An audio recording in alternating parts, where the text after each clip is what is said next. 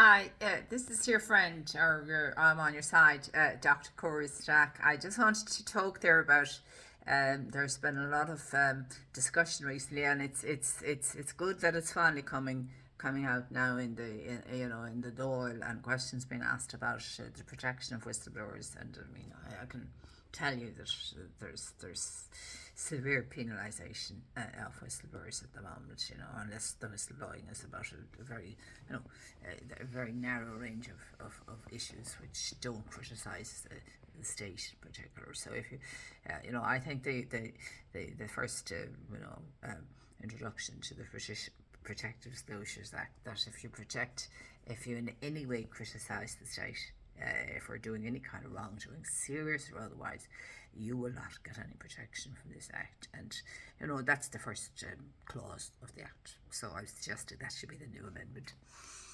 Now, is that going to happen?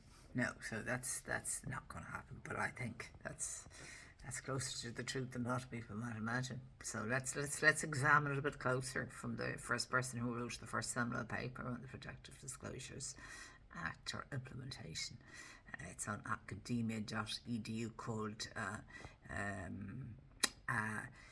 the implementation of the Protective Disclosures Act 2014, 2018, and acts of omission.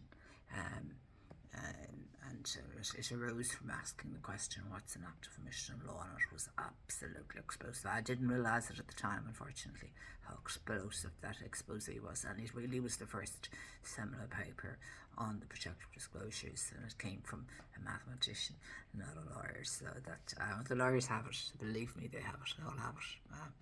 I know how they got it as well. So anyway, I share all my research.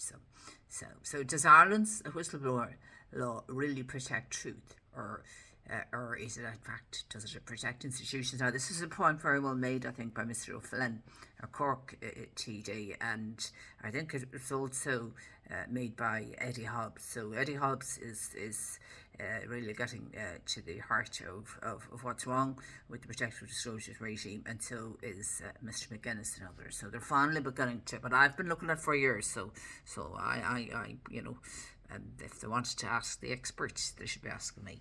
Because I'm the researcher on it. I do the research, and but that being a researcher classifies you nearly worse than being a whistleblower. So I'm a researcher and all this. So this is only one of many areas I research. So I contain multitudes.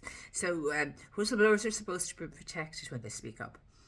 But in Ireland, many workers who report wrongdoing describe a very different experience, one of burden reversal. Oh, that happens straight away. The burden reversal. It's a retaliation, delay, silent treatment, trauma, and institutional shielding. This was a point very well made now by all the various people, but particularly Mr. Flynn, and that's he couldn't be straighter there. That's absolutely correct, in my opinion, from my experience and my research.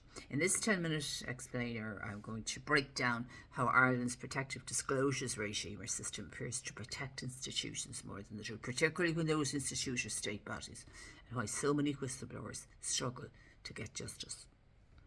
So let me just when someone speaks up about wrongdoing, corruption, abuse, or financial irregularities, anything like that, they expect protection. That's what Ireland's protective disclosure law promises, or should promise.